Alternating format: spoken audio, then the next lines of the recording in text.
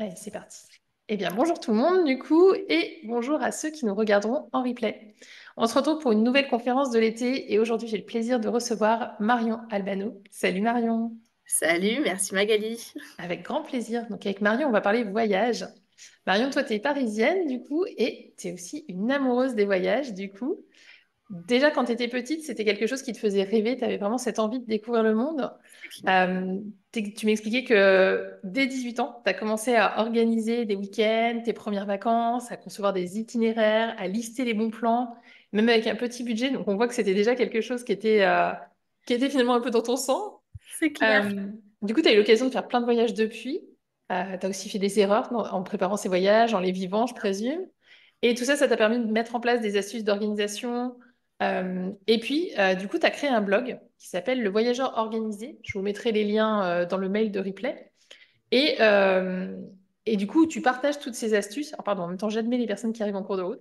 Est-ce que tu peux nous dire un petit peu, justement, enfin, alors déjà, si tu veux compléter ma présentation, et puis si tu veux nous dire ce qui t'a donné envie de partager, justement, de créer ce blog.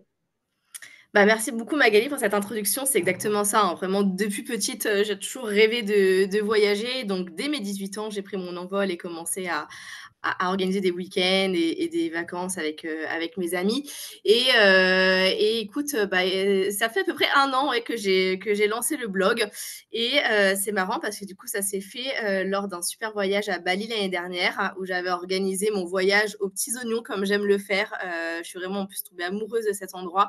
Et c'est mon chéri qui à un moment s'est tourné vers moi et qui m'a dit mais pourquoi tu lancerais pas un blog sur l'organisation de voyage, vu que c'est vraiment ta passion, etc. Et c'est vrai que parfois on a du mal à se rendre compte parce que quand les choses qui sont innées chez nous, on a du mal à se dire c'est vrai qu'on peut vraiment le valoriser auprès des autres. Et puis voilà, c'est un D'accord. peu de là que l'idée est née. Et j'ai du coup décidé de suivre une formation et de me lancer voilà, dans l'univers du blogging, à commencer à écrire. Et puis bon, je vous le dirai peut-être plus vers la fin de l'interview, vers où je veux aller par la suite. Carrément. Du C'était coup, maintenant, ça fait combien de temps, du coup, que tu voyages en ayant vraiment cette méthodologie, cette organisation? Alors, compliqué de dire vraiment, nombre de d'années. Enfin, voilà, j'ai commencé à 18 ans, j'en ai aujourd'hui 33, et cette méthodologie s'est vraiment affinée et au fur et à mesure de mes expériences, des erreurs que j'ai pu faire et cetera. Et ça va, enfin, je sais pas trop, on va dire, 5-10 ans que j'ai vraiment commencé à plus affiner comment m'y prendre pour, m'organiser, pour faire des voyages plutôt, circuits avec, différentes étapes et cetera. Et voilà. Du coup, justement, c'est quoi les principales leçons que tu as apprises tout au long, justement, de ces différents voyages? Alors, bah, écoute, j'ai commencé avec, du coup, un voyage à 18 ans, où là, j'ai commencé à faire une première erreur. On a organisé une semaine de vacances à Barcelone entre copines. J'avais trouvé à l'époque, du coup, un logement, alors à l'époque, il y avait pas Airbnb, mais un site, voilà, d'appartements, entre particuliers. Photo qui avait l'air sympa et puis en fait quand on est arrivé, on s'est rendu compte qu'on était arrivé dans une rue, vraiment, mal famée, appartement qui Hmm. ressemblait pas du tout aux photos et cetera. Donc à l'époque, c'est vrai qu'on n'avait malheureusement pas les Airbnb qui permettent d'avoir un partage d'avis de voyageurs. Mais je pense que ça, c'est vraiment bah, enfin, une des premières leçons. Bien regarder à chaque fois que vous réservez, que ce soit voilà, via Airbnb, enfin, hôtel, booking, etc. Maintenant, partout, on arrive à avoir des avis. Et franchement, c'est vraiment clé. Ça permet vraiment de guider pour voilà, vraiment sélectionner au mieux les hébergements. Et puis, du coup, la deuxième leçon, c'est vraiment toujours de comparer, justement, de ne pas prendre le premier qui passe, qui aurait une photo attractive ou un prix attractif. Voilà, de bien comparer toutes les options et être sûr de sélectionner la meilleure. Mais du coup, quand on est... Alors, je pense déjà de façon générale, mais encore plus, je pense, quand on est parent, en entendant ça, on peut se dire, ouais, mais ça va être une grosse charge mentale, j'ai pas le temps de m'occuper de ça. Est-ce que justement, tu as des astuces? Est-ce que tu as des sites? Est-ce que tu as des ressources à nous proposer? Alors, c'est vrai que bah, du coup, on va dire que les options club, vacances, etc., quand on a des enfants, ça paraît assez simple parce que bon, on se dit, on arrive, on pose nos valises, on y est, etc. Mais il y a vraiment de quoi faire des beaux voyages en circuit. Et du coup, pour justement se libérer de cette charge mentale, il y a un nouvel ami qui est arrivé dans l'écosystème récemment, qui est ChatGPT. Je ne sais pas si vous en avez entendu parler, donc avec l'intelligence artificielle. Et c'est vrai que pour l'avoir testé, c'est assez génial. Si vous ouvrez, enfin, je ne sais pas si vous avez tous des comptes ChatGPT, mais si vous allez dessus, que vous lui demandez de vous proposer un itinéraire croisière, je sais pas, de 2 semaines en Sicile avec, du coup, demander à avoir des activités jour par jour, adaptées pour un voyage en famille avec des enfants de bas âge, mixé culture et plage, il va vous faire un petit programme aux aux petits oignons et c'est vraiment top et surtout que ChatGPT, ce qui est intéressant, enfin ou Gemini ou autre intelligence artificielle, c'est de pouvoir rentrer dans une discussion avec l'outil et donc même si la première proposition qu'il vous fait ne vous convient pas ou s'il y a une ville qui finalement vous convient pas, etc., vous pouvez lui demander de retravailler ou de recreuser, reproposer d'autres choses, lui demander de proposer enfin, également des bonnes adresses de restaurants. Enfin, on peut vraiment aller vraiment dans le détail et ça en quelques secondes. On a vraiment le détail qui s'affiche sous nos yeux vraiment en quelques secondes et ça enlève vraiment une grosse charge. Après, libre à vous d'aller peaufiner en faisant des petites recherches par la suite, mais au moins ça vous fait une super base en vraiment quelques secondes. Bah, dites-nous justement dans les commentaires si c'est quelque chose auquel vous avez déjà pensé, si c'est quelque chose que vous avez l'habitude d'utiliser. Et n'hésitez pas hein, tout au long à poser vos questions. C'est aussi l'intérêt de pouvoir discuter directement avec Marion. Donc, je lui retransmettrai, n'hésitez pas. Et si vous êtes en replay, que vous avez des questions, je lui les transmettrai aussi. Donc, n'hésitez pas non plus à nous le dire. Du coup, est-ce que tu aurais des conseils, des idées davantage pour aider les parents? Alors, effectivement, le chat, c'est une bonne option. Mais est-ce que du coup, tu aurais d'autres astuces à Alors nous moi, voilà, proposer? ouais, comment je m'y prends, en général? Alors, déjà, si vous avez, tout dépend de si vous avez une idée de destination, si vous avez une idée de budget, si vous avez aussi des contraintes de période, de durée. Et voilà, c'est un peu les 4 critères ça. Donc, la période, la durée, la destination et le budget. Une fois que vous avez sélectionné un peu, vos 4 critères, vous allez pouvoir un peu fonctionner en entonnoir, faire des recherches. Moi, j'aime beaucoup chercher sur internet, donc je parcours pas mal de blogs. Les réseaux sociaux sont hyper utiles. C'est vrai que, par exemple, Pinterest, c'est assez visuel. On voit des photos, on tape une destination et là, on voit des top 5 de choses à faire dans telle destination. Et là, récemment, du coup, il y a TikTok aussi qui est arrivé. C'est assez sympa parce que là, du coup, c'est plutôt sous forme de vidéo. On arrive assez rapidement à avoir des idées de quoi faire dans chaque destination ou chaque ville. Du coup, moi, voilà, je m'inspire pas mal de cette façon-là. Et après, du coup, comme je disais, par rapport aux critères, j'affine suivant voilà, le budget ou la durée. Quoi. Top. Et quand justement on a un budget qui est plutôt serré, parce que souvent quand on est en famille avec les enfants, on veut pas non plus exploser le budget. Est-ce que tu aurais des astuces, des conseils à nous donner? Alors, c'est vrai que bah, c'est forcément un budget hein, de voyager, mais il existe vraiment des options pour tout le monde. Du coup, comme bah, je le disais, sur ces 4 critères, on peut vraiment agir dessus. C'est-à-dire que si on n'a pas le budget de partir 2 semaines, on peut, et même si on a 2 semaines de vacances, se faire 1 semaine à la maison et partir 1 semaine ailleurs. Ou même si on n'a pas du tout de budget, rien que de partir sur une journée ou un week-end avec une nuit ailleurs, rien que de changer d'endroit, ça permet vraiment de se changer, les esprits, de s'évader et voilà, faut vraiment penser à toutes les alternatives. C'est vrai que rien que de prendre sa voiture et voilà, partir à 2 heures de chez soi, sur la journée, ça peut être hyper sympa de tester de nouvelles activités. Mais sinon, voilà, les plus gros postes des dépenses, c'est vraiment, en général, le transport et l'hébergement. Donc on va pas mal jouer, en fonction. Si on n'a pas les moyens de, se payer des billets d'avion pour une famille de 4 personnes et cetera, peut-être choisir une destination plus accessible en voiture. Donc en France, c'est vrai qu'on a la chance d'être dans un pays où il y a énormément de choses différentes à faire, qu'on aime la montagne, la mer, la campagne. Suivant où on habite, on peut aller aussi dans les pays frontaliers. Hein. Donc dans le nord, on a quand même la Belgique, on a l'Allemagne, après on a l'Italie, voire passer côté Corse, l'Espagne. Enfin, c'est vrai qu'il y a quand même pas mal de destinations C'est autour clair. où on peut aller en voiture. Euh, Après aussi envisager donc le train, l'avion, il y a aussi pas mal maintenant de compagnies low cost qui proposent des prix vraiment accessibles. Enfin, c'est vrai que même quand on compare un billet de TGV en France comparé à un billet d'avion EasyJet ou Ryanair pour un pays frontalier, parfois on a des billets Ouais. limite moitié prix. Quoi. Donc voilà, c'est cette idée de comparer. Au-delà de comparer plusieurs destinations, c'est aussi comparer différents moyens de transport. Et puis après, les hébergements, il y a aussi pas mal de choix. C'est-à-dire que si on a un beau budget, on peut s'offrir des super hôtels. Si on a un budget moyen, on peut alterner hôtel et par exemple des appartements Airbnb s'ils coûtent moins cher. Ça aussi, il faut comparer. Moi, j'avoue, je compare tout le temps, hein. Je regarde à chaque fois sur Airbnb et sur Booking parce que parfois, suivant les endroits où on va, les appartements Airbnb peuvent être beaucoup plus chers que les hôtels. Enfin, il n'y a pas vraiment de règles, donc bien comparer. Et puis après, bah, pourquoi pas aussi penser aux options type camping, type auberge jeunesse, parce qu'auberge de jeunesse, ce n'est pas que pour les jeunes, hein, les familles tout âge peuvent y aller. Et du coup, on peut réserver une chambre, par exemple, de 4 personnes avec des. Et on peut, dans les auberges de jeunesse, on peut même avoir des chambres privées avec un lit double pour un couple, hein. Ça, faut le savoir, c'est pas que des dortoirs de 16 personnes. Je caricature un peu, mais voilà, c'est vraiment des options intéressantes à envisager et qui s'adaptent à tous les budgets.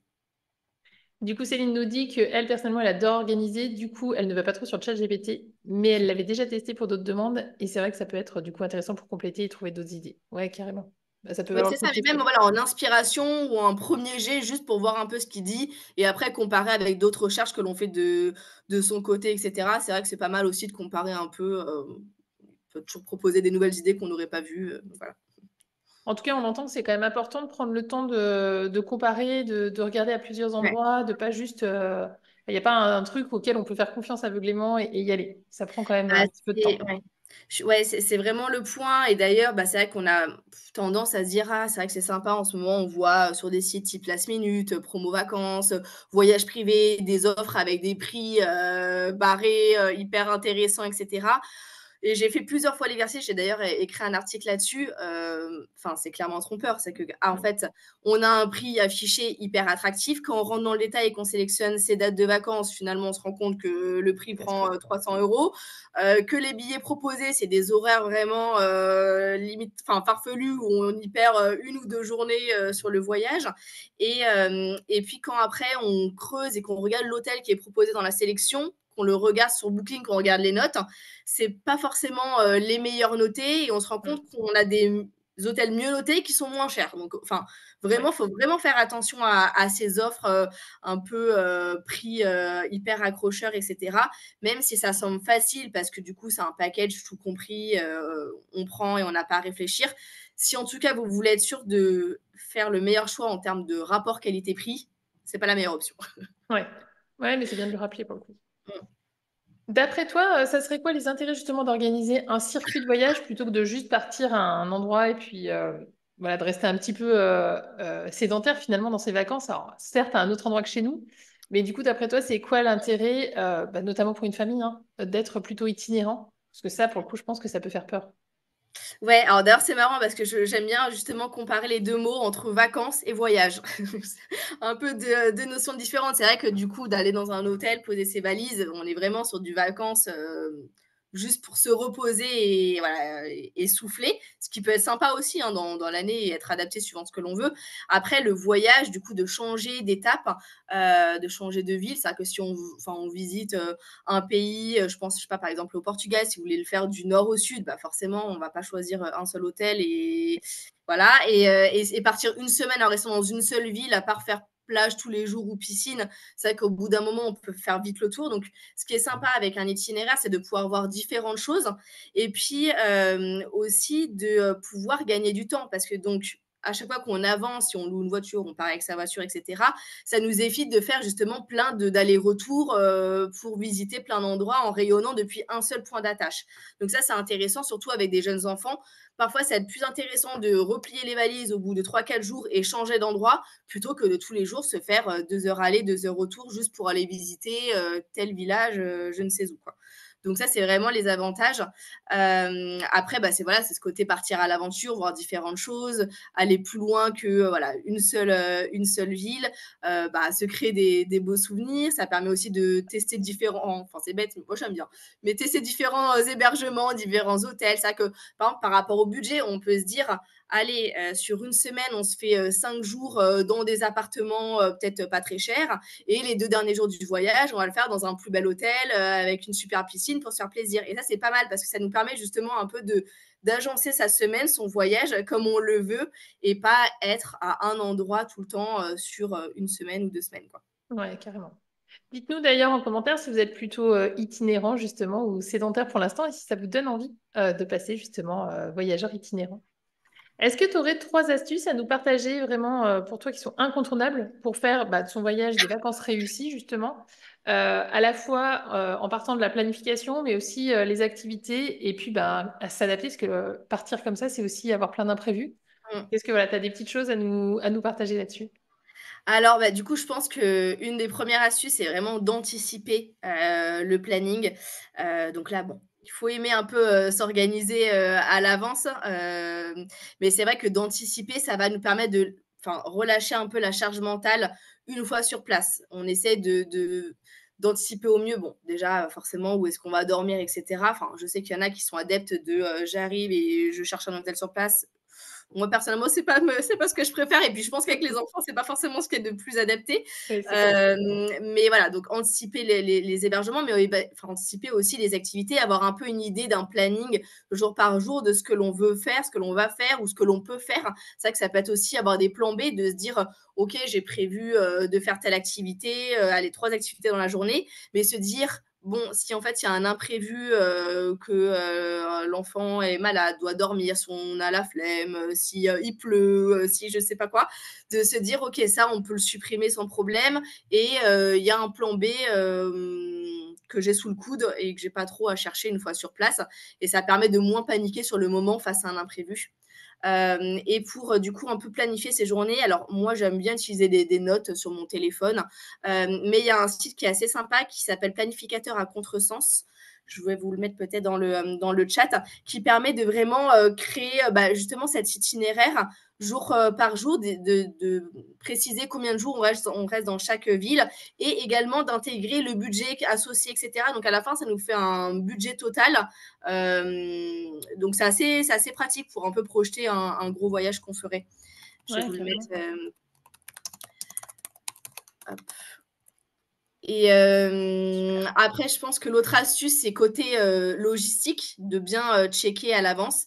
Parce que c'est vrai qu'on peut se dire: «Ah ouais, cool, on va faire ça, telle activité, et cetera». Mais parfois, on oublie juste de regarder la distance d'un point A à un point B. Et on est parfois un peu trop ambitieux sur tout ce que l'on pourrait faire, encore plus avec des enfants où voilà, faut réussir à être un peu flex sur le planning. C'est marrant parce que, l'année dernière, justement, on est parti 2 semaines en Sicile. On s'est dit: «Bon, cool, une île, 2 semaines, ça va le faire». Finalement, en regardant justement un peu sur Google Maps à l'avance la distance d'une ville à l'autre, on se rendait compte qu'on en avait pour 1 heure et demie. Donc là, on s'est dit: «Bon, clairement, ça, voilà, ça se fait pas si facilement». Donc, c'est vrai que parfois sur une carte, on se rend pas trop compte des distances, des chemins qu'il peut y avoir aussi, hein. Il n'y a pas des autoroutes partout dans toutes les C'est villes, tous clair. les pays, etc. Donc, voilà, c'est, je pense, regarder ce point-là, anticiper aussi qu'il y ait des bouchons, le temps de se garer, planifier aussi un temps pour les repas, pour les siestes pour les enfants, enfin, un peu gérer toute cette logistique pour vraiment avoir des timings réalistes sur son voyage. Et je pense, le troisième point, c'est justement être flexible, hein, savoir s'adapter, ne pas être trop contrôle fric sur un planning et se dire à tout prix, je veux faire telle activité. Voilà, réussir à être flexible. Donc, peut-être pas trop réserver d'activités à l'avance. Après, il y a certains, ça c'est un autre conseil aussi, il y a certains endroits où on va. C'est vrai qu'il y a certaines activités, il vaut mieux les réserver à l'avance pour être sûr d'avoir sa place parce que je pense par exemple à l'Alhambra en Espagne, je sais pas, un Empire State à New York, etc. C'est le genre de lieu où, par exemple, à Paris, si on vient au Louvre, bon, vaut mieux réserver à l'avance parce qu'il y a de l'accueil, il y a du monde et il y a des quotas par jour. Ouais. Donc ça, c'est vrai que quand on a réservé, il vaut mieux essayer de s'y tenir. Mais sinon, pour les autres visites, essayer d'être un peu flexible et voir sur le moment, quoi. Céline, elle nous dit, moi j'aime bien regarder toutes les activités, mais après je suis trop frustrée de ne pas tout faire, mais j'y travaille. Alors ça, c'est voilà, la concession qu'il faut faire. C'est vrai que c'est bien de voir un peu tout ce qui est possible et après de choisir 2-3 activités qui nous plaisent le plus. Peut-être aussi voir avec les enfants s'ils sont assez grands, les faire choisir aussi parmi les activités quelle est celle qu'ils aimeraient faire. Et après, il y a vraiment plein d'activités qui sont gratuites à faire. Enfin, rien que de visiter des villages, des villes, aller à la plage, etc. Il y a quand même plein de choses. Enfin, ou rien que de voir un monument de l'extérieur. Parfois, ça peut se dire, bon, allez, on ne le visite pas de dedans, mais on va le voir. Je ne sais pas si on vient à Paris. On peut juste aller voir la Tour Eiffel de l'extérieur et pas forcément monter dedans et faire des Ouais. choix avec d'autres activités. Et justement, du coup, est-ce que tu as des conseils pour choisir des activités qui vont à la fois intéresser parents et enfants? Parce que ça peut être quand même Ouais, le grand enjeu de savoir, bah, OK, comment je sais quoi faire avec mon enfant une fois sur place, qui va pas non plus être trop, enfin, qui va quand même un minimum intéresser les parents. ouais. Bah, c'est vrai que, déjà, enfin, moi j'aime bien, agencer mes journées en me disant, je vais pas faire une activité, enfin, ça dépend de quelle activité, mais c'est d'avoir dans la journée des découpes par moment. Se dire, par exemple, on va faire une activité culturelle le matin, visiter un village, une ville, un musée, etc. Et l'après-midi, par exemple, avoir, je sais pas, plage, piscine, enfin là, je pense au pays plutôt chaud Bord de mer. près de la mer. Mais voilà, se dire que sur une journée, on peut allier et des moments de visite et des moments de détente l'après-midi, regarder un peu sur les réseaux sociaux, sur Internet. Mais de toute façon, si on cherche une ville, un pays, activité adaptée aux enfants, on va quand même assez vite tomber sur des recommandations. Et une petite astuce que j'ai découvert il y a pas si longtemps, c'est sur Airbnb. Il faut savoir que du coup, il n'y a pas que des hébergements, qu'il y a un petit encart en haut qui s'appelle Airbnb Experience. Et du coup, quand on va dessus, donc on tape la ville, on clique sur le Experience, et là, on tombe sur plein d'activités disponibles dans l'endroit qui sont souvent beaucoup moins chères que les sites type, je ne sais pas si vous connaissez les Get Your Guide et des sites comme ça qui proposent des activités souvent plus chères que le prix classique. Et là, va proposer, je sais pas, par exemple, un cours de cuisine chez un habitant de telle ville, euh, des, euh, des visites, des tours de tel endroit, enfin bref, des choses un peu sympas qui changent d'habitude, et on peut tomber sur des activités adaptées justement à des enfants. Donc ça, c'est aussi une bonne astuce pour retrouver des activités moins chères et qui sortent de l'ordinaire. Ouais, carrément, je sais pas si vous connaissiez du coup, n'hésitez pas à nous dire. Mais ouais, c'est un bon conseil, ça pour le coup. Est-ce que tu as un site de référence ou en tout cas des astuces pour justement tomber sur des bons plans, pour avoir des réductions, pour avoir, est-ce qu'il y a des endroits qui répertorient ça? Alors, j'en ai pas trop, ou j'en ai pas trouvé en tout cas, parce que justement, comme je disais, les choses qu'on va avoir en tête, les voyages privés, les pardon, les promos vacances, et cetera, vont afficher des Ouais. offres assez avantageuses. Mais voilà, comme je disais, il faut vraiment bien regarder derrière qu'est-ce qui est vraiment pris en compte en termes de billets, par exemple, s'il y a l'avion qui est compris dedans, en termes d'hôtels proposés dans la sélection. Et du coup, malheureusement, j'ai pas vraiment un endroit où je trouve les meilleurs bons plans. C'est plus de la recherche. Après, enfin, là où moi je trouve donc mes meilleurs bons plans, c'est vraiment en allant par exemple sur Bookings. Enfin, je pense que c'est ce que j'utilise à 80% du temps, avec Airbnb un peu à côté. C'est là où je vais avoir les meilleures offres, parce que de toute façon, c'est le site qui répertorie Oui, tous les quasiment sites. tous les hôtels. Vu que c'est, je pense, le leader sur le marché, c'est celui qui a les offres les plus attractives.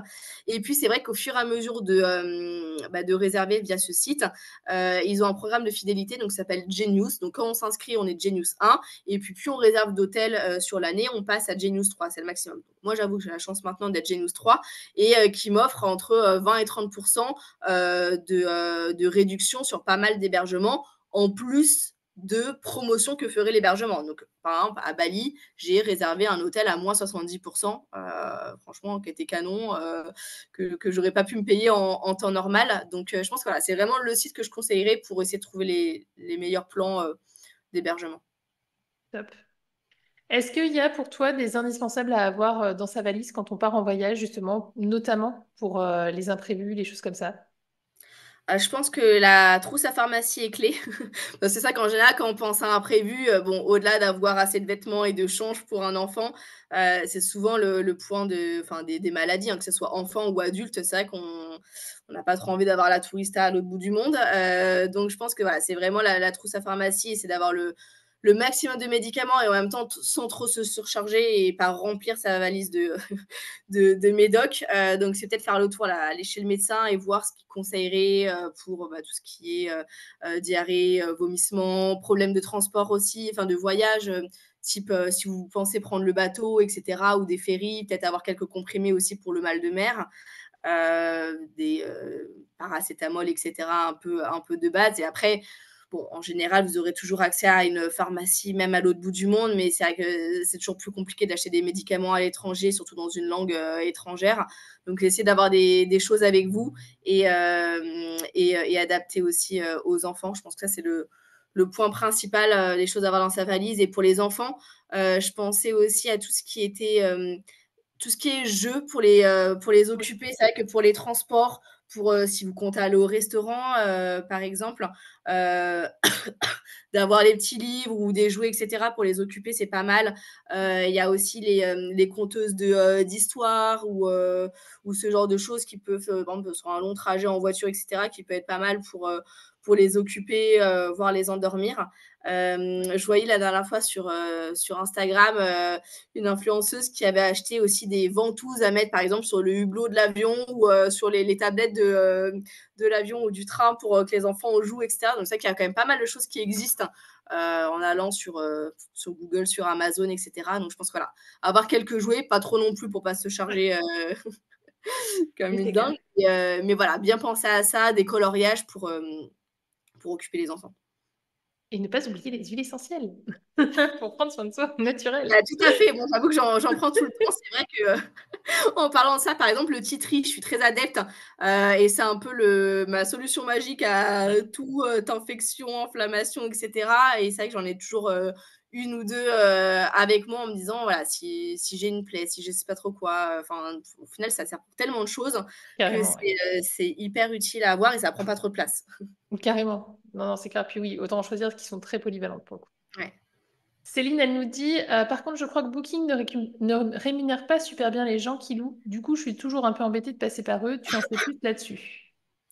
J'avoue que enfin, en fait, en général, enfin, de ce que je sais, hein, du système, l'hôtel va mettre dessus son prix et va payer une commission pour pouvoir être, enfin, va rendre une commission à Booking pour pouvoir être référencé sur Booking. Donc après, c'est quand même l'hôtel qui fixe son prix. Enfin, c'est pas Booking qui décide de la rémunération qu'elle va donner à l'hôtel, hein, normalement. Donc pour moi, je sais juste que c'est le site qui a les commissions les moins élevées. Donc du coup, voilà. Mais c'est pour ça que d'ailleurs, on trouve pas souvent plus de bons plans sur Booking que sur Airbnb. D'ailleurs, vous le voyez en comparant, parfois on tombe sur les mêmes logements sur les deux plateformes.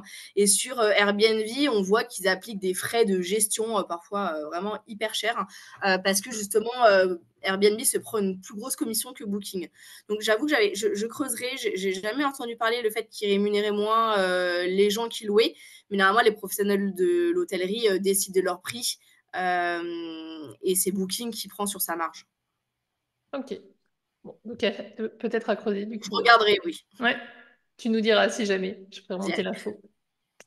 Euh, Est-ce que tu as des conseils pour impliquer les enfants justement dans l'organisation des vacances, pour justement avoir des vacances qui se passent peut-être de façon plus fluide?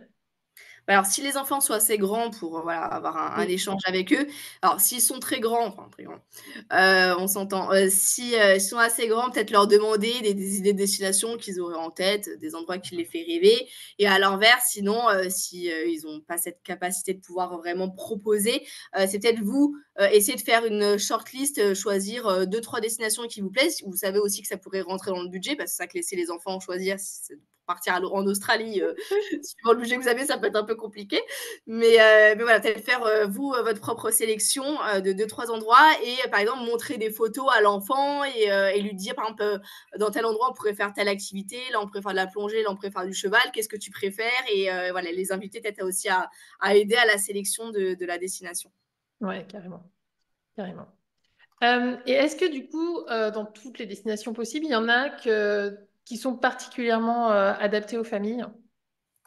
Alors bon, il y en a pas mal, hein, déjà en France, on a de la chance d'avoir un pays, quand même qui accueille pas mal, les familles et cetera. Donc il y a pas mal de régions, même enfin ou la Corse, c'est ça que c'est assez polyvalent, comme endroit parce qu'on peut facilement faire des randos, aller à la plage, faire du canyoning et cetera. Donc c'est vrai que c'est une bonne, région aussi. Si vous voulez plus frais pour des enfants de bas âge en plein été, peut-être aller en Normandie, en Bretagne. C'est vrai que là, on est sûr d'avoir des températures plutôt plus clémente.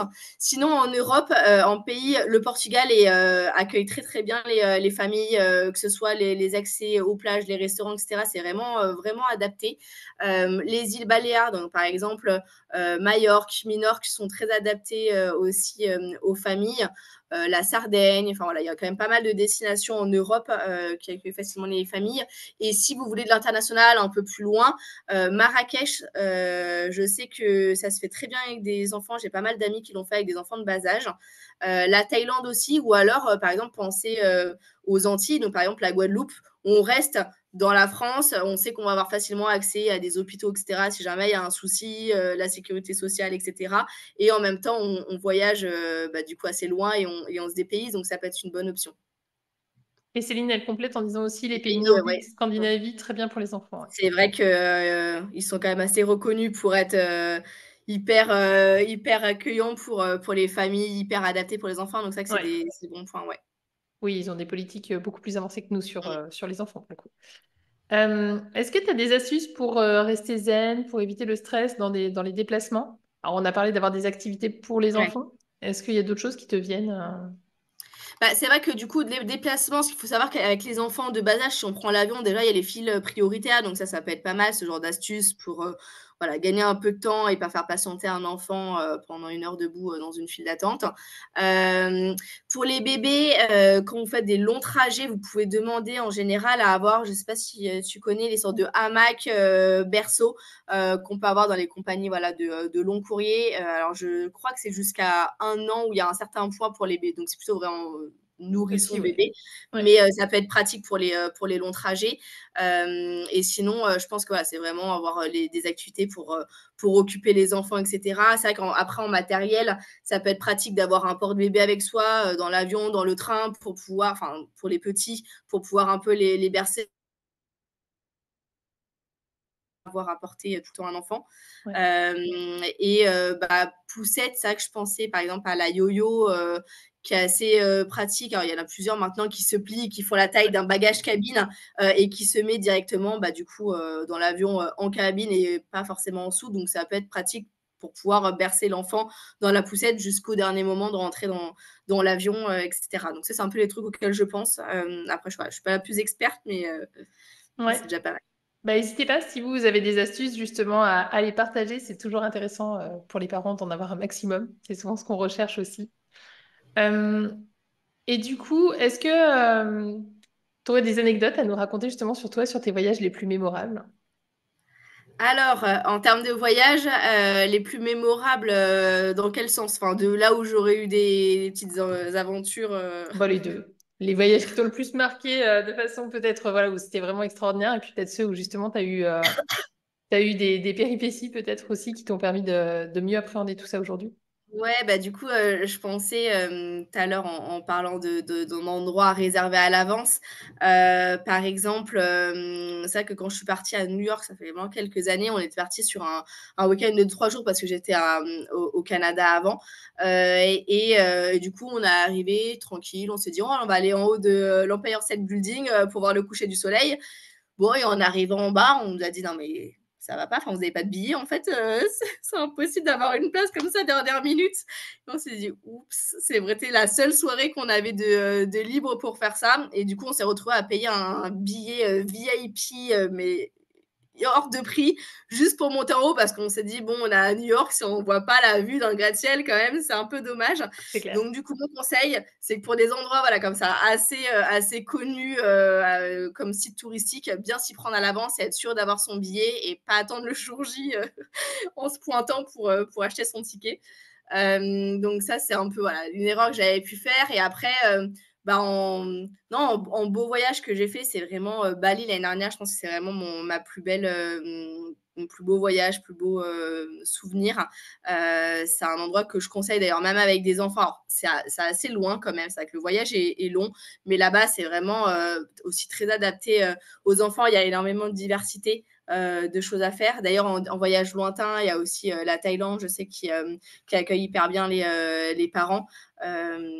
Et là, j'avais voilà, fait un petit programme aux oignons en mixant. Il y a tellement de choses à faire. En fait, on peut aussi bien voir des rizières.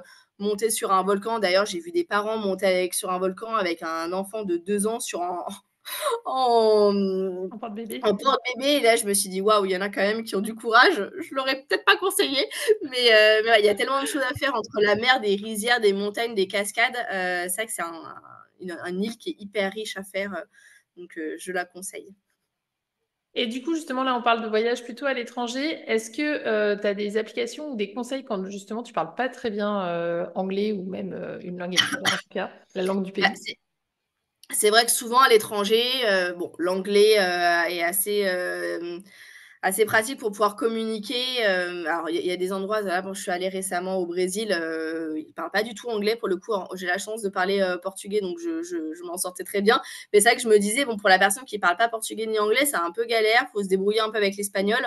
Mais sinon, mon conseil pour pallier à ça, c'est, suivant le pays, en arrivant à acheter une carte SIM qui vous permet d'avoir internet et utiliser votre meilleur ami qui est Google Traduction ou au traducteur, hyper pratique parce que du coup, vous pouvez écrire et faire traduire et voire même faire parler Google Traduction et il dira la phrase à votre place.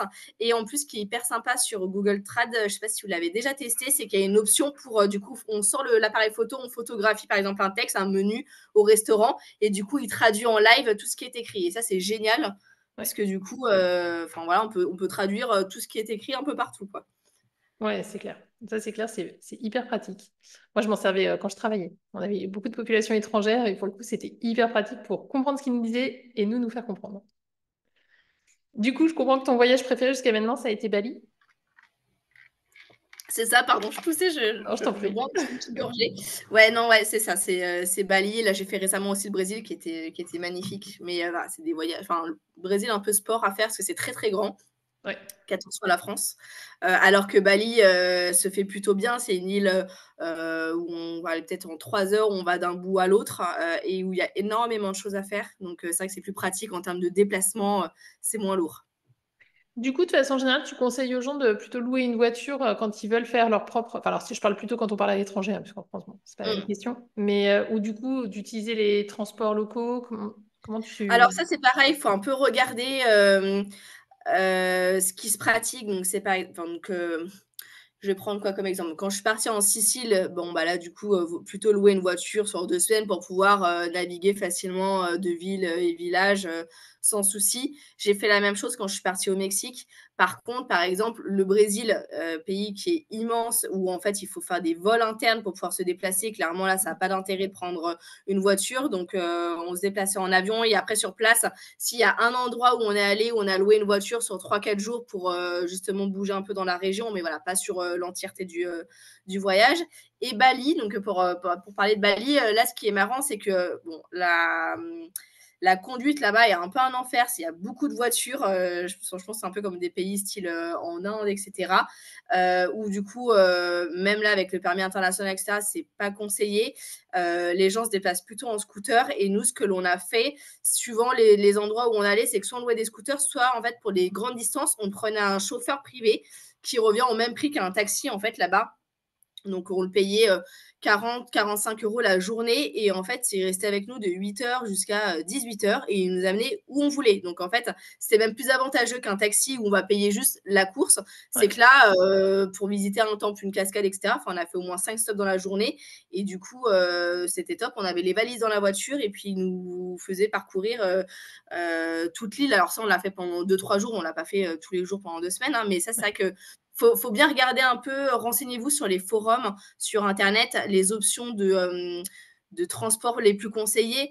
Là, par exemple, je pars en Croatie demain et là, du coup, j'avais regardé justement l'option de la voiture, mais en fait, on a décidé de faire un mélange de villes. Donc on va avoir, bah, Dubrovnik à Split et de villes et d'îles. Et là, par exemple, pour aller sur les îles, il faut prendre des ferries et les ferries, bah, c'est pas tous les ferries qui acceptent les voitures. Ou alors, il faut partir de ports spécifiques, etc. Et en fait, ça rendait le voyage beaucoup trop compliqué de prendre la voiture. Et en plus, on payait les places de ferry enfin, vraiment plus cher. Et en fait, là, on s'est dit, bah non, on va pas louer une voiture. Les villes, on les fait à pied. Et c'est une fois qu'on sera sur les îles, peut-être qu'on louera. Alors, nous, n'a pas d'enfant. Donc on va le faire en scooter. Mais sinon, sur l'île, louer une voiture pendant 2-3 jours, le temps où vous y êtes pour pouvoir un peu bouger. Et sinon, il y a pas mal, enfin en tout cas là-bas, il y a pas mal de transports, de bus, etc. Donc voilà. Je pense qu'il faut vraiment regarder, se renseigner à l'avance, voir si la voiture a vraiment un intérêt, si c'est ce qu'il y a de plus avantageux. Et parfois, vous allez dans des pays où les transports en commun sont hyper bien développés, où le train, le bus est hyper pratique. Du coup, foncez et prenez cette option-là, quoi. La voiture, Ouais, c'est vraiment quand il n'y a pas le choix et qu'il n'y a pas d'option de transport en commun. ouais. Elodie, elle te dit qu'elle est allée en Croatie et qu'elle avait loué une voiture, elle, du coup.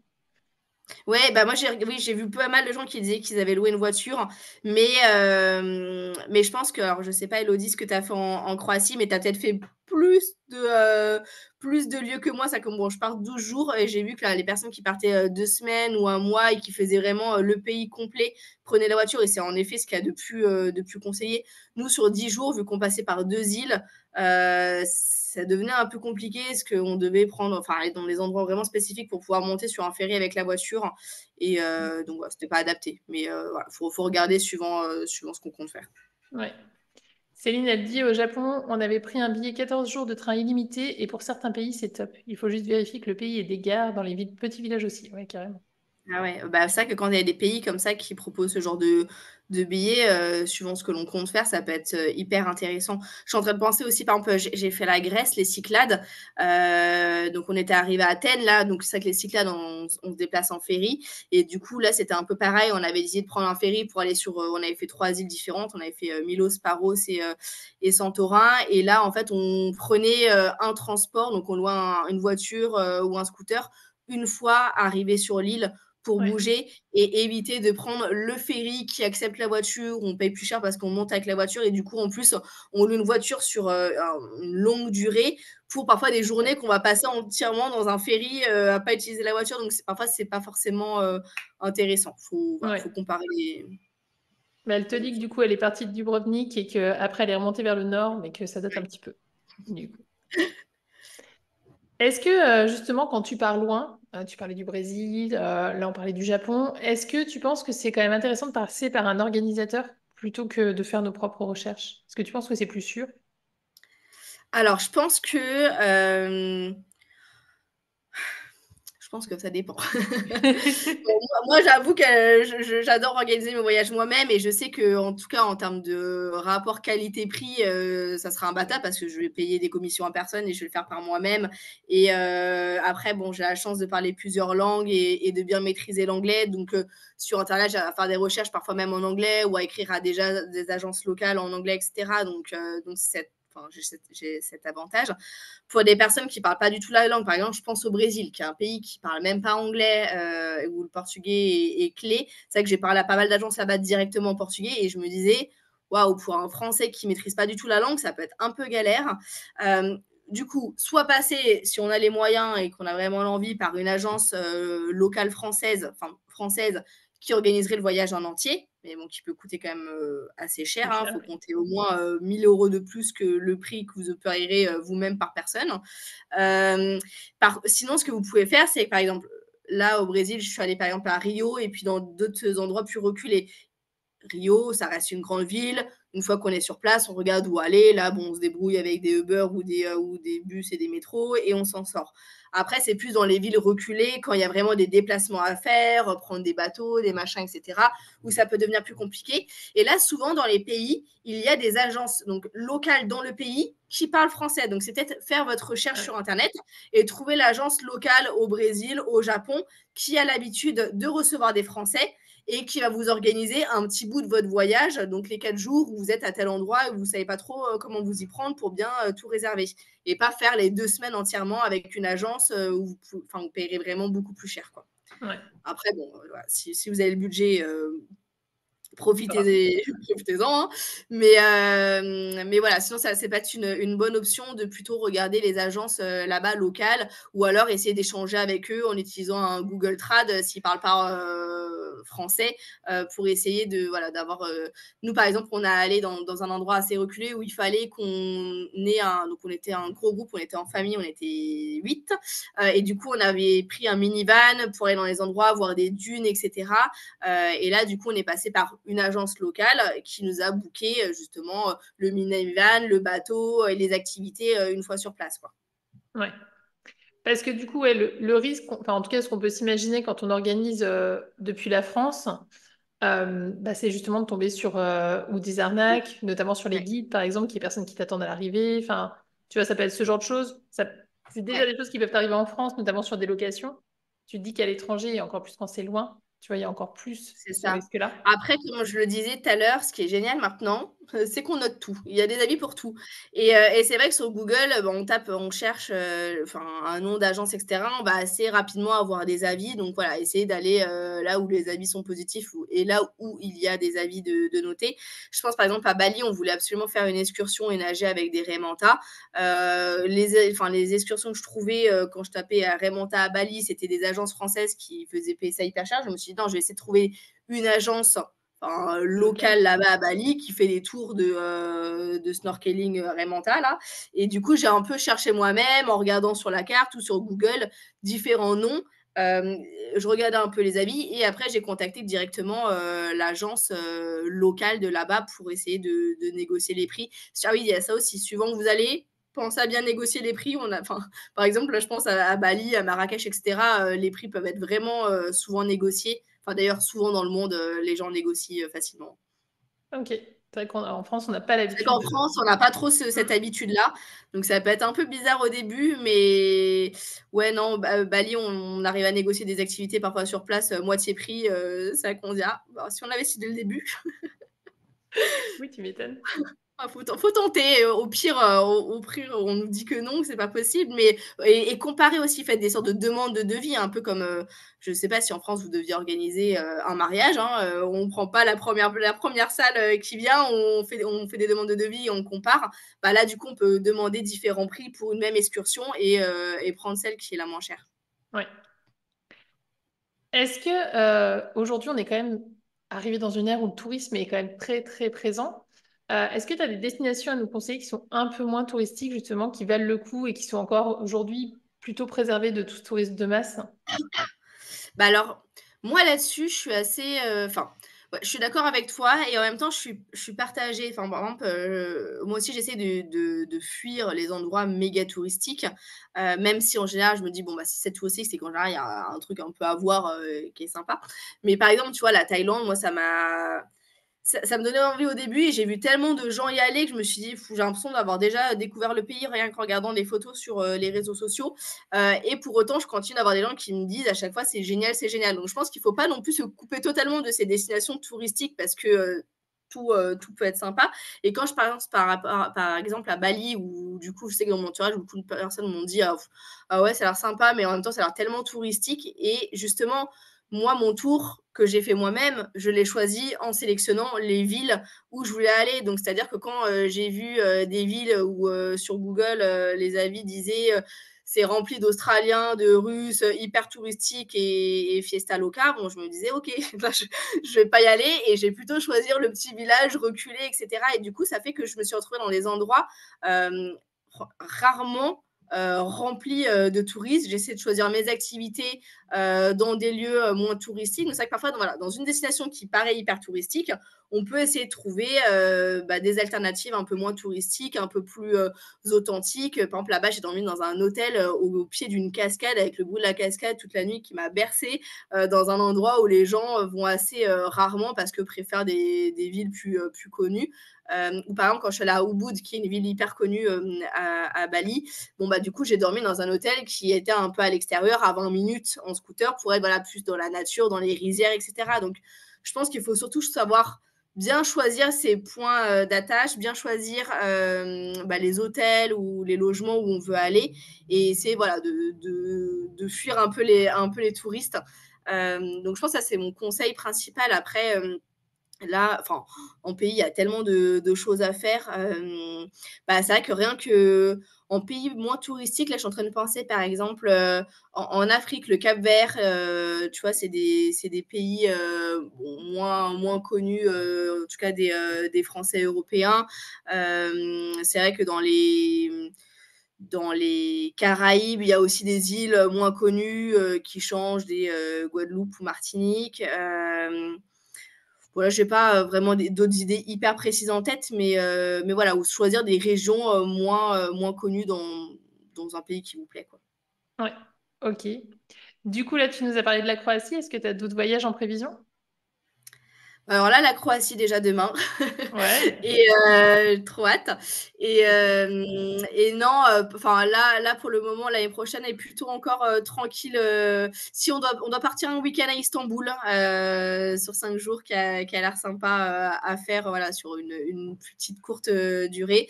Mais sinon un voyage que j'aimerais bien faire justement, le Cap-Vert ou les Philippines, c'est, ces 2 voyages là que j'aimerais bien faire, prochainement. Bon, bah top, faudra qu'on suive tes aventures du coup pour découvrir tout ça. Est-ce C'est que du coup, ça. justement, tu as des projets pour ton blog? Oui, donc du coup, comme, je disais, enfin, comme tu le disais au début, je l'ai lancé il y a 1 an. Donc là, voilà, j'écris des articles, donc c'est plutôt, des conseils, des astuces pour aider, les personnes à organiser par elles-mêmes leurs voyages. C'est pas un blog, qui, propose des itinéraires ou des circuits tout faits, enfin, comme ce que l'on peut voir un peu sur internet, c'est assez différent. Je voulais vraiment, voilà, donner des conseils pour que les personnes organisent par elles-mêmes leur voyage. Donc, je vais continuer là-dessus. Et à terme, j'aimerais bien justement lancer des sortes de webinaires coaching pour aider un peu en live à organiser bah, du coup les voyages des personnes qui me suivent. Et j'aimerais bien lancer à terme justement une formation plus spécifique avec une méthode pas à pas pour avoir vraiment toute la méthodo et organiser son voyage comme un chef. Excellent. Dites-moi d'ailleurs si ça vous intéresse, ce que vous en pensez, parce que du coup là, je vis un peu avec mes propres idées, mais du coup je profite aussi de de cette petite conférence pour avoir vos retours, voir, si vous avez aussi des idées de choses qui vous plairaient ou là où vous sentez qu'il y a un besoin, à apporter, autour de cette thématique-là d'organisation des voyages, dites-moi et comme ça je pourrais m'en inspirer. Bah, carrément, n'hésitez pas à commenter. Si vous êtes en replay, du coup, n'hésitez pas à le noter aussi sous la vidéo. Je ferai passer les commentaires à Marion. Du coup, si vous avez des dernières questions, c'est le moment. Et en attendant, est-ce qu'il y a une question que je t'ai pas posée du coup et à laquelle tu aurais bien aimé répondre quand même? Ah, je sais pas trop. Non, je pense qu'on a vu pas mal de choses. Peut-être, le pourquoi j'aime, organiser les voyages, tout simplement. Ouais, carrément. Non, c'est vrai que, bah, moi, bon, je pense que ça dépend aussi des personnalités, mais j'aime bien être dans le contrôle et savoir anticiper et cetera. Donc je pense que ça, c'est un des points qui fait que j'aime organiser les voyages. Bon, déjà les voyages parce que, pour se dépayser, changer d'air, faire autre chose, découvrir le monde et les organiser soi-même, c'est vrai que ça permet, bah, ce côté d'être sûr de faire les meilleurs choix. C'est que je me dis: «Bon, un truc tout clé en main et cetera», je me dirais, est-ce que l'agence, justement, elle s'est pas fait de la marche sur telle activité ou elle a pas proposé celle-ci parce que ça plaît pas en général au tourisme, mais moi, ça pourrait me plaire. Donc, de le faire par moi-même, je me dis, au moins, je suis sûre de sélectionner les meilleures options. Alors, forcément, ça demande de la recherche pour être sûre de ne pas passer à côté de quelque chose. Ouais. Mais voilà. Et après, organiser, bah, c'est vrai que ça permet d'anticiper. Ça permet aussi en même temps qu'on organise, de se projeter. Voilà, on voyage déjà avant même d'être parti. Top. Bah écoute, a priori, c'était clair pour tout le monde. Donc, n'hésitez pas s'il y a des questions qui vous viennent après à nous les poser. Est-ce que tu veux donner un mot de la fin pour boucler ce moment passé ensemble? Bah, écoute, déjà merci beaucoup Magali de m'avoir invitée. C'était Avec vraiment, plaisir. top d'échanger sur l'organisation du voyage. Je pense que voilà, les notions à retenir pour l'organisation, c'est vraiment ce côté d'anticiper pour, pouvoir, lâcher prise, une fois sur place, avoir des plans B, A, B, C, voire, voilà dans sa petite note, sous la main. Voire même parfois, moi, je regarde aussi dans chaque ville des idées de restaurants en me disant, j'ai pas envie d'être dans la rue à chercher sur Google ou à aller dans le premier restaurant de touristes venus et manger pas très bien pour très cher. Donc, je cherche en général des petites idées et je me dis, voilà, sur place, si je trouve un truc sympa, j'y vais. Si je trouve pas, au moins, j'ai quelques adresses sous le coude. Donc voilà, ce côté anticipé et puis vraiment lire les avis, ça c'est hyper important. On a la chance maintenant d'avoir des avis pour tout et n'importe quoi et ils sont quand même hyper précieux hein, parce qu'en général, les gens commande peu quand c'est bien et commande souvent quand c'est pas bien. Donc, on peut quand même assez rapidement savoir si une activité, un hébergement, etc. est conseillé ou pas. Et puis comparer les options, comparer les prix. Ça, c'est vraiment clé voilà, pour l'organisation du voyage.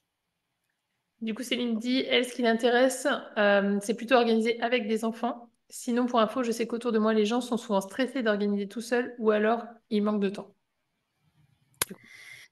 Ouais, bah, du coup, je pense que enfin, le stresser tout seul, je comprends, mais justement, si on anticipe au mieux, on s'enlève du stress, on se dit: «OK, je contrôle un peu, ça, je sais qu'il y a ça et cetera comme option».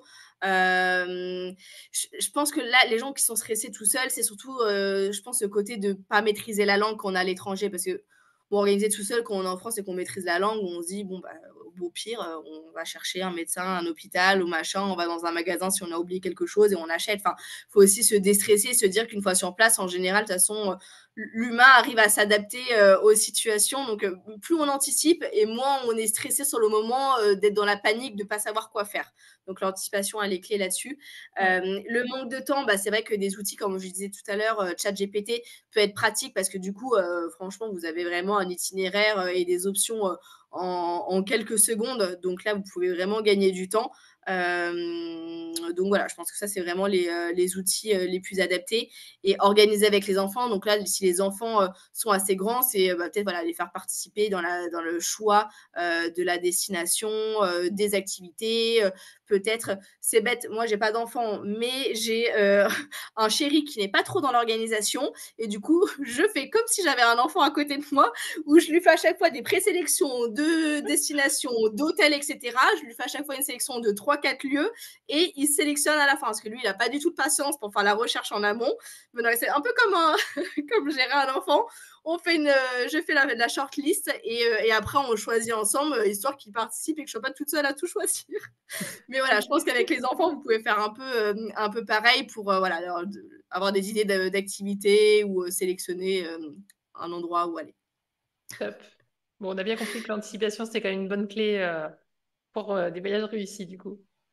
Et puis, c'est pas parce que vous passez par un truc tout fait ou une promo que vous avez trouvée sur Promo Vacances que vous n'allez pas avoir des soucis, etc. Parce que Promo Vacances va vous donner le billet d'avion et l'hôtel, mais après, une fois sur place, vos journées, c'est pas eux qui vont vous les organiser. Et du coup, au final, vous pouvez avoir les mêmes soucis sur place, voire même c'est pire parce que vous n'avez pas du tout projeté le voyage à l'endroit parce que vous avez acheté un truc clé en main, vous n'avez même pas eu à chercher un peu qu'est-ce qu'il y a à faire autour, etc. Ouais. Donc ça peut être encore plus stressant parce qu'on arrive en étant vraiment dans l'inconnu total. Alors que quand on commence à faire des recherches en amont, à regarder un peu sur Google la carte, qu'est-ce qu'il y a aux alentours, on a déjà un peu une notion de à quoi ressemble la ville, qu'est-ce qu'il y a à faire et quels sont les plans B, les hôpitaux, etc. qui peuvent exister, quoi. Ouais, carrément. Bon, bah merci pour tout ça. En tout cas, Marion, c'était super chouette. Merci à tous ceux qui étaient avec nous en direct et à ceux qui vont regarder en replay. Et puis, bah, je vous souhaite une belle fin de journée. Et puis, on se dit à très vite pour une nouvelle conférence. À Merci bientôt. beaucoup. Bonne journée. Au revoir. Merci à toutes.